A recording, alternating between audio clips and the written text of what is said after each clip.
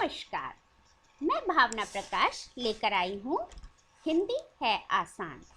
हिंदी से संबंधित आपकी सभी समस्याओं का सरल, सटीक, संक्षिप्त और प्रामाणिक समाधान। CBSE class 6th to 10th Hindi B व्याकरण के इस प्रश्न पत्र के दूसरे प्रश्न में इस वीडियो का टॉपिक है क्रिया और इसके भेद। आइए एक क्विक व्यू यानी कि संक्षिप्त परिचय लेते हैं कि इस वीडियो में आपको क्या क्या सीखने को मिलने वाला है। क्रिया के भेद, उन्हें पहचानने का तरीका, पद परिचय का प्रश्न हल करते समय क्रिया पहचानने की जानकारी, वाक्य में प्रयुक्त शब्द अर्थात पदों में क्रिया लिखने का तरीका। तो वीडियो को अंत तक देखिएगा। सबसे पहले समझते हैं क्रिया के भेद। प्रयोग के आधार पर दो भेद होते हैं, सकर्मक और अकर्मक। अब देखिए इन्हें पहचानते कैसे हैं। सबसे पहले अकर्मक क्रिया। अकर्मक क्रिया वो होती है जिसे आपने पाठ्य पुस्तकों में पढ़ा होगा कि इसमें कर्म का फल कर्ता पर पड़ता है। ये बात थोड़ी कठिन लगी होगी, तो आइए इसे आसान बना देते हैं। अकर्मक क्रिया वो होती है जिसमें अगर आप क्या या किसको का प्रश्न करें तो आपको कोई उत्तर नहीं मिलता। आप करते जाइए और उदाहरण देखते जाइए। मोहन सुबह गाता है, क्या गाता है? कोई उत्तर नहीं, अकर्मक क्रिया। लाल सूर्य उगता है, इसीलिए मैंने सूर्य के आगे एक विशेषण लगा दिया है। इससे क्रिया के सकर्मक होने या अकर्मक होने पर कोई फर्क नहीं पड़ेगा। तो क्या उगता है? सूर्य क्या उगता है? कोई उत्तर नहीं, क्रिया अकर्मक है।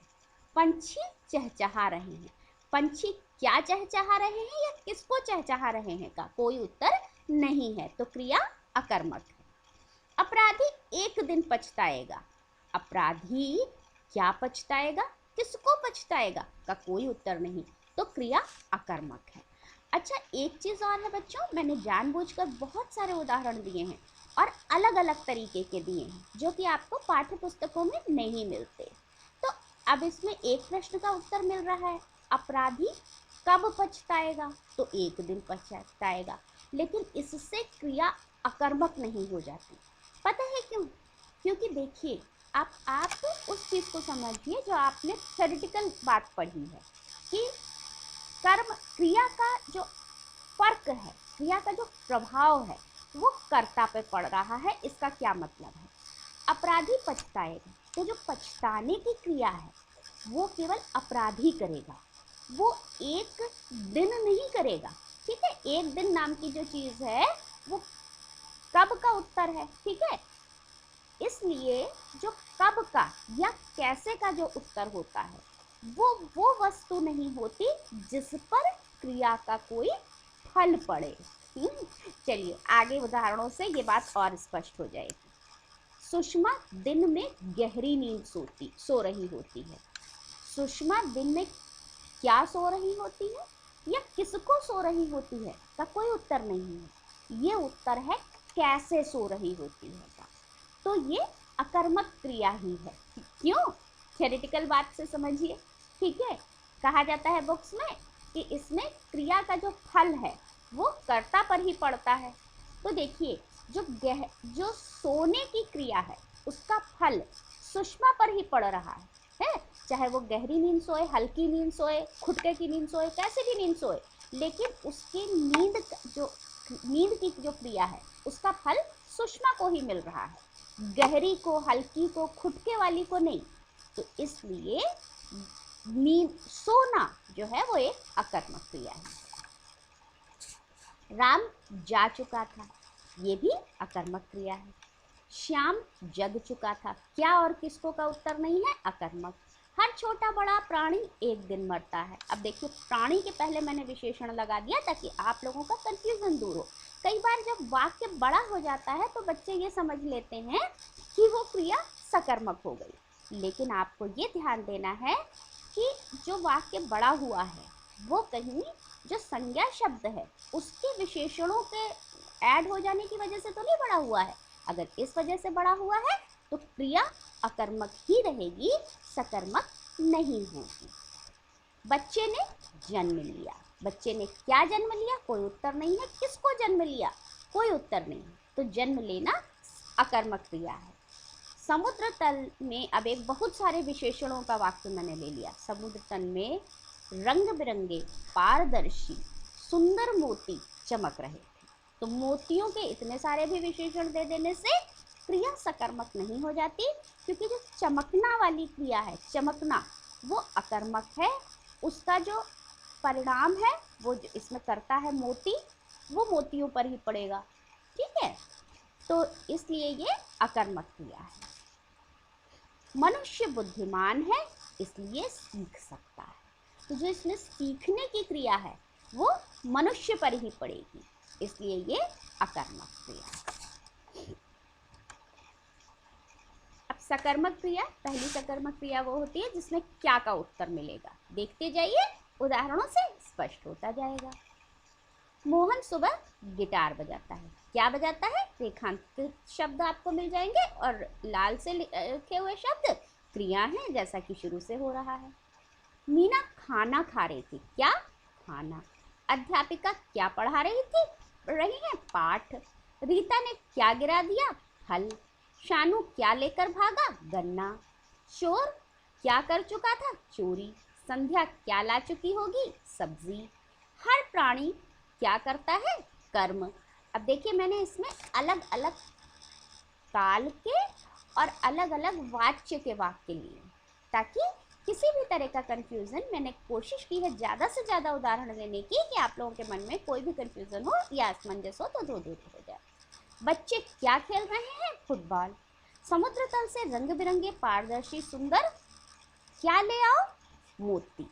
तो जब चमक रहे हैं था, इसीलिए मैंने कुछ वाक्य सामान्य रखे हैं थोड़े से अंतर के साथ, ताकि आपको फर्क समझ में आए। जब मोती चमक रहे थे, तो जो चमकने की क्रिया है, ठीक है, वो अकर्मक क्रिया है। लेकिन जब हमने कहा कि मोती ले आओ, ले आने की क्रिया है, तो ले आने की क्रिया जो हो रही है, उसका जो फल है वो मोती पर पड़ रहा है। ठीक है, जबकि लाने वाला तो कोई और होगा, जो लाके लाएगा, करता वही होगा। तो इसलिए ये क्रिया सकर्मक हो गई। जब मोती चमक रहे हैं तो उसमें कर्ता मोती है, ठीक है, और चमकने की क्रिया का जो फल है वो खाली मोती पर पड़ रहा है, इसलिए वो अकर्मक क्रिया है। सकर्मक क्रिया का दूसरा उदाहरण है जिसमें किसको का उत्तर होता है। मोहन सुबह सोहन को गिटार सिखाता है। अब जो थ्योरेटिकली, जो पारिभाषिक लैंग्वेज आपने पढ़ी है कि इसमें क्रिया का जो फल है वो कर्म पर पड़ता है, तो इसमें आपने कर्म कारक में पढ़ा है ना, जिसको काम किया जाए, जिस जो काम करने का फर्क जिस पर पड़ता है वो को लिखा जाता है, कर्म कारक का चिन्ह को होता है। तो मोहन जो है वो सोहन को गिटार सिखाता है। इसमें करता है मोहन और कर्म है सोहन। ये आप कारक वाले से रिमाइंड कर सकते हैं, याद कर सकते हैं। ठीक है, कारक में विस्तार से समझाया गया था। तो इसमें क्या होता है, जो गिटार सिखाने की क्रिया है उसका जो फल है वो सोहन पर पड़ रहा है, इसलिए ये सकर्मक क्रिया है। कर्ता मोहन पर नहीं, कर्म सोहन पर फर्क पड़ रहा है। मोहन पर भी पड़ रहा है मगर सोहन पर भी पड़ रहा है। मीना बच्चे को खाना खिलाती है। तो खिलाने की जो क्रिया है, इसका जो फल है वो बच्चे पर पड़ रहा है, इसलिए क्रिया सकर्मक हो गई। अध्यापिका छात्रों को पढ़ा रही है। पढ़ाने की क्रिया का फल छात्रों पर पड़ रहा है, तो जिस पर फल पड़ रहा है उसको रेखांकित किया है। उदाहरणों से समझते जाइए, स्पष्ट होता जाएगा। रीता ने अपने छोटे भाई को गिरा दिया। गिराने की क्रिया का फल भाई पर पड़ा, तो ये सकर्मक हुई। शानू ने बहन को भगा दिया। भगाने की क्रिया का फल बहन पर पड़ा, तो ये सकर्मक हो गई। चोर पुलिस को चकमा दे चुका था। चकमा देने की क्रिया का फल पुलिस पर पड़ा, इसलिए ये सकर्मक क्रिया है। संध्या श्यामा को भेज चुकी होगी। भेजने की क्रिया का फल श्यामा पर पड़ा। मनुष्य बुद्धिमान है इसलिए दूसरे प्राणियों को समझ सकता है। तो जो क्रिया है, समझ सकना, उसका फल प्राणियों पर पड़ रहा है। सकर्मक, बच्चे कुत्ते को परेशान कर रहे हैं, परेशान करने की क्रिया का फल कुत्ते पर पड़ रहा है, इसलिए सकर्मक। समुद्र तल से गोताखोरों को वापस बुला लो, तो किसको वापस बुला लो? गोताखोरों को। एक तो किसको का उत्तर मिल रहा है, और क्रिया का अगर आप इस ढंग से समझें, और अगर आप थ्योरेटिकल पारिभाषिक लैंग्वेज से समझना चाहते हैं तो ये समझ लीजिए कि जो कर्म है, उस क्रिया है, उसका फल कर्म पर पड़ रहा है, इसलिए सकर्मक क्रिया।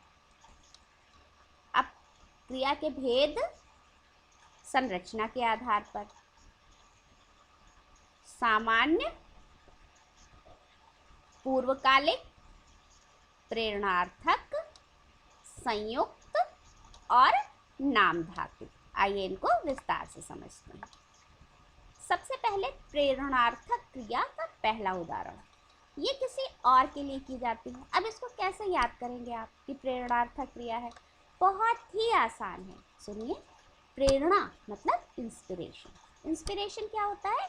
कोई एक बंदा दूसरे बंदे को देता है, तो जहाँ एक व्यक्ति दूसरे व्यक्ति से काम करवा रहा है या दूसरे व्यक्ति के लिए कार्य कर रहा है, वो सारी क्रियाएं प्रेरणार्थक क्रिया कहलाती हैं। तो प्रेरणा या इंस्पिरेशन एक जना दूसरे जने को देता है। अगर आप इससे याद रखेंगे तो याद रहेगा, स्पष्ट है। देखिए समझ लीजिए, मोहन सुबह सोहन को गिटार सिखाता है, तो जो है सिखाना प्रेरणार्थक क्रिया है, क्योंकि एक व्यक्ति दूसरे व्यक्ति को ही सिखा सकता है।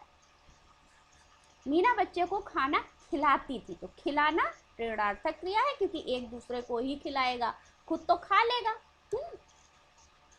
अध्यापिका छात्रों को पढ़ा रही है, कोई एक बंदा दूसरे बंदे को पढ़ाएगा, पढ़ाना प्रेरणार्थक क्रिया। रीता ने अपने छोटे भाई को गिरा दिया, एक जना दूसरे जने को गिराएगा, गिराना प्रेरणार्थक। शानू ने बहन को भगा दिया, एक जना दूसरे जने को भगाएगा, तो भगाना प्रेरणार्थक। संध्या श्यामा को भेज चुकी होगी, तो भेजना प्रेरणार्थक, एक जना दूसरे जने को भेजेगा। इंस्पिरेशन, प्रेरणा, एक जना दूसरे जने को देता है, तो जो क्रिया एक जना दूसरे जने के साथ करता है वो प्रेरणार्थक। मनुष्य दूसरे प्राणियों को समझा सकता है, समझाना प्रेरणार्थक। समुद्र तल से गोताखोरों को वापस बुला लो, कोई एक जना दूसरे जने को बुला सकता है, तो बुलाना प्रेरणार्थक। प्रेरणार्थक क्रिया का दूसरा उदाहरण है किसी और से करवाना। एक काम होता है जो हम दूसरे के लिए करते हैं, दूसरे से करते हैं, दूसरे के साथ करते हैं, और एक काम होता है दूसरे से करवाते हैं, जिसमें 3 बंदे इन्वॉल्व होते हैं। अब देखिए क्या उसके उदाहरण क्या है, ये भी प्रेरणार्थक होती है। मोहन ने सोहन से बच्चों को गिटार सिखाने को कहा, मतलब वो सोहन को सिखा चुका था, अब वो सोहन से कह रहा है, तो इसमें तीसरे जने इन्वॉल्व हो गए, ये भी प्रेरणार्थक क्रियाएं होती है।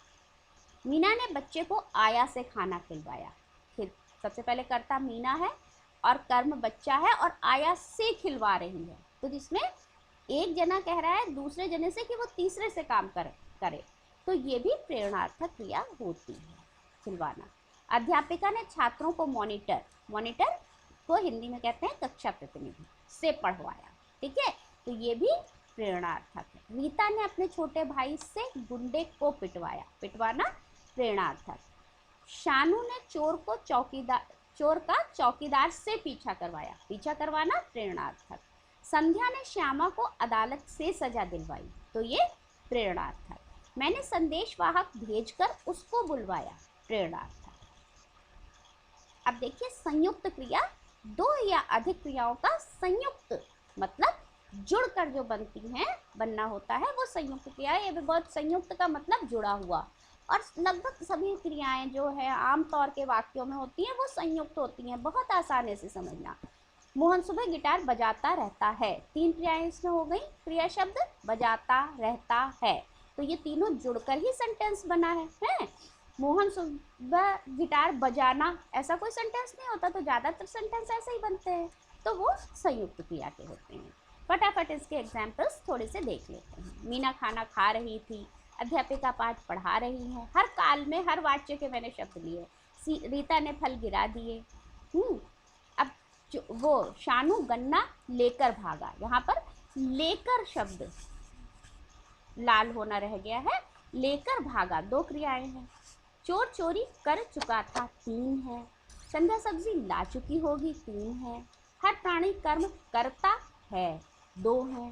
बच्चे फुटबॉल खेल रहे हैं, 3 क्रियाएं मिलकर बनी। समुद्र तल से मोती ले आओ, 2 मिलकर के बनी। तो ये सब संयुक्त क्रियाएं हैं। पूर्वकालिक क्रिया, अब इसे ऐसे समझ लीजिए, इस बात से कनेक्ट कर लीजिए इसके अर्थ से। पूर्व मतलब होता है पहले, काल मतलब समय। तो जब 2 क्रियाएं होंगी तो एक पूर्वकालिक होगी, मतलब एक क्रिया पहले हो गई उसके बाद दूसरी हुई। तो अगर आप पूर्वकालिक का मतलब याद कर लेंगे, पूर्व मतलब पहले, कालिक मतलब काल में, समय में, तो आपको आराम से जो है वो उदाहरण देखते ही समझ में आ जाएगा कि ये पूर्वकालिक क्रिया है। जैसे देखिए, इसमें पूर्वकालिक जो क्रिया है पहले वाली, उसको मैंने रेखांकित भी कर दिया है, बोर्ड भी कर दिया है और तिरछा भी कर दिया है। और दूसरी वाली बाद की क्रिया है। मोहन सुबह गिटार बजाकर पढ़ता है, तो बजाकर पहले गिटार बजाता है। तो पूर्व मतलब पहले, कालिक मतलब समय में होने वाला। तो पहले समय में होने वाला भी एक काम इसमें दिया है और उसके बाद के समय का काम भी दिया है, तो मिलाकर हो गई पूर्वकालिक क्रिया। मीना खाना खाकर सोती थी। अध्यापिका पाठ पढ़ाकर प्रश्न पूछती है। देखिए, इसमें जो भी आपकी रेखांकित, तिरछी और बोर्ड से लिखी हुई हैं वो सब पहले की मतलब पूर्वकालिक क्रियाएं हैं। रीता ने फल गिराकर उठाए थे। शानू गन्ना लेकर भागा ही था कि किसान ने देख लिया। चोर चोरी कर चुका था लेकिन पुलिस से बच ना सका। जैसे ही संध्या सब्जी लेकर आई, मेहमान आ गए। बच्चे फुटबॉल खेलकर कक्षा में चले जाएंगे। तो इन सब में पहले एक काम हो रहा है, उसके बाद दूसरा काम हो रहा है। समुद्र तल से मोती लाओगे, पहले ये काम करोगे तो इनाम मिलेगा। तो ये पूर्वकालिक क्रिया है। अब देखिए कौन सी क्रिया है, नाम धातु क्रियाएं। नाम धातु क्रियाओं को इस तरह से समझिए कि संस्कृत में पहले मूल शब्द को, मूल क्रिया शब्द को धातु कहते हैं। ठीक है, तो कुछ क्रिया शब्द ऐसे होते हैं जो किसी दूसरे मतलब जैसे संज्ञा, सर्वनाम, ज़्यादातर भाववाचक संज्ञा या दूसरी क्रिया से क्रिया बना ही लिए जाते हैं। वो शब्द ही उनको सोचकर या देख कर लगता है कि ये क्रिया शब्द ही हैं, इनका मतलब ही कार्य होना हो गया। तो मतलब एक तरह से उसकी धातु बन गई। धातु का मतलब ओरिजिनल रूप बन गया, मूल शब्द ही क्रिया बन गया। तो नया शब्द, तो उसको कह दिया नाम धातु। नाम धातु को इस तरह से कनेक्ट कर लीजिए कि उसको धातु का नाम दे दिया गया, मतलब मूल शब्द का नाम दे दिया गया, निर्माण कर दिया गया। तो वो हो गई नाम धातु। जैसे हाथ, हाथ देखिए एक संज्ञा है, ठीक है, संज्ञा शब्द है। तो हाथ से जब आपने कहा हथियाना, तो वो हो गई नाम धातु में चेंज हो गई, उसका परिवर्तन हो गया, एक नया शब्द बन गया हथियाना। हथियाना मतलब कोई चीज़ अपने में उसको जबरदस्ती उस पर अधिकार जमा लेना है, तो वो हो गया हथियाना। तो ये एक शब्द क्रिया, हथियार अपने पे अधिकार जमा लेना एक क्रिया है ना।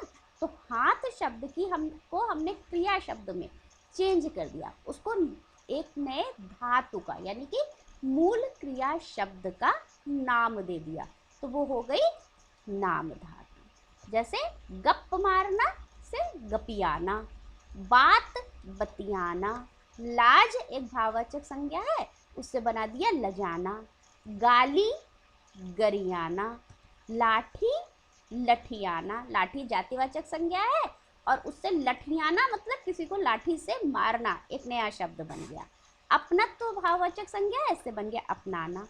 थपकी थपथपाना, फड़फड़ फड़फड़ाना, पक्षी पंख फड़फड़ाते हैं। खीज एक भाववाचक संज्ञा है, खिझियाना, तो इससे नाम धातु बन गई। तो आगे हम उदाहरण देखेंगे कि पद परिचय में आप उसको लिखेंगे कैसे, लेकिन उससे पहले अगर आप मेरे चैनल पर नए हैं तो उसे सब्सक्राइब कर लीजिए, बेल आइकन ज़रूर प्रेस करिए ताकि आने वाले वीडियोस का भी नोटिफिकेशन आपको मिले। इसे ज़्यादा से ज़्यादा दोस्तों के साथ शेयर करना भी मत भूलिए, ताकि, और हाँ, लाइक का बटन ज़रूर दबाइए ताकि हमें भी हौसला मिले आपके लिए और मेहनत से और अच्छे वीडियोस बनाने का। तो आइए देखें कि पद परिचय के प्रश्न का उत्तर लिखने के उदाहरण क्या है। मोहन सुबह गिटार बजाकर पढ़ता है। ये आप कैसे उत्तर लिखेंगे? प्रयोग के आधार पर लिखेंगे, डैश लगाएंगे सकर्मक, फिर लिखेंगे और संरचना के आधार पर डैश लगाएंगे पूर्वकालिक। इसी तरीके से प्रश्न अध्यापिका पाठ पढ़ाती हैं, उत्तर सकर्मक और संयुक्त लिखेंगे आप पहले उत्तर के आधार पर ही। प्रश्न चांद निकल आया, अकर्मक और संयुक्त। मैंने संग्रहालय देखा, सकर्मक सामान्य। सामान्य क्रिया वो होती है जैसे सूर्य उगा, मैंने देखा, खाया पिया। इनके उदाहरण मैंने नहीं दिए हैं, बहुत सरल है इसलिए। बतियाना बंद करो, अकर्मक और नाम धातु। एक क्विक रिव्यू जरूर देखिए, इससे जो भी जानकारी आपने ली है वो आपके दिमाग में लॉक हो जाएगी, ताले में बंद हो जाएगी। क्रिया के भेद आपने देखे, प्रयोग के आधार पर अकर्मक और सकर्मक, और संरचना के आधार पर सामान्य, पूर्वकालिक, संयुक्त, प्रेरणार्थक और नाम धातु। जिन्हें आप कैसे समझेंगे, उन्हें पहचानने का तरीका है कुछ प्रश्नों के आधार पर, जैसे अकर्मक अगर आपको क्या और किसको का उत्तर नहीं मिल रहा है, सकर्मक में मिलता है, या फिर संरचना के आधार पर समझने के लिए उनके नामों का मतलब समझ लेंगे। जैसे पूर्वकालिक मतलब पहले होने वाला, मतलब दो क्रियाएं होंगी। संयुक्त का मतलब जुड़ी हुई क्रियाएं, मतलब दो तीन, खा रहा था, पी रहा था, सो रहा था होंगी। प्रेरणार्थक मतलब इंस्पिरेशनल, मतलब एक जना दूसरे जने को जिसमें देगा या दिलवाएगा। और नाम धातु मतलब एक नया शब्द बन जाता है। थोड़े से शब्द है इसमें, याद भी कर सकते हैं आप, लठियाना, बतियाना वगैरह वगैरह। वाक्य में प्रयुक्त शब्द अर्थात पदों में क्रिया लिखने का तरीका आपने देखा। तो फिर मिलेंगे। सबसे पहले देखिए कि आप इनमें से क्या क्या सीख चुके हैं पद परिचय के इस प्रश्न में, और क्या सीखना अभी आपके लिए बाकी बचा है। तब तक के लिए खुश रहिए, स्वस्थ रहिए, मस्त रहिए, खूब हंसते खेलते रहिए, लेकिन साथ ही सीखते भी रहिए और कहते रहिए हिंदी है आसान।